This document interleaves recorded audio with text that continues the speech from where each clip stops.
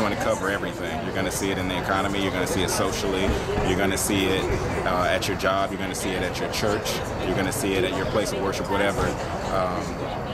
It's really going to pour into all aspects of our daily lives.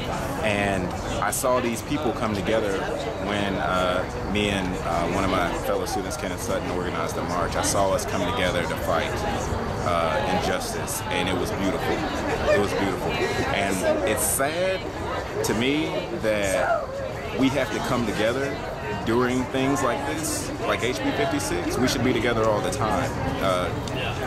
This is something that is uniting us, and it's a terrible thing to have to unite us.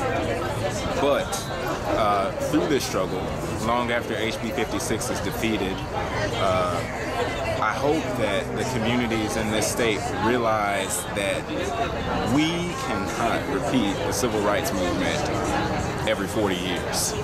This is stupid. The fact that this was even allowed to happen, our civic involvement should have been stronger as a community. We should have been more aware of who we were putting in office. We should have been more aware of their motivations. This should not ever happen again. This is absolutely ridiculous.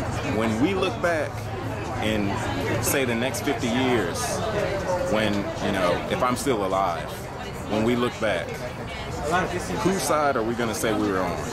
Are we going to be on the side of the people who are fighting for their right to exist in a state and to feed their families and support each other and their communities and just exist?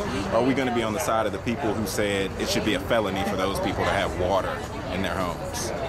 That's what you got to look back at. Because there's people right now that can look back at pictures of lynchings and see themselves in them. And do they feel ashamed, or do they feel like that was fine? When we look back at this moment, which side are you going to say you were on? What are you going to tell your grandkids and your children that you were doing when we were fighting HB 56? Were you sitting at home not caring, or were you fighting with people who were just trying to exist and live and just support their families? Because at the end of the day, that's the question you have to ask yourself.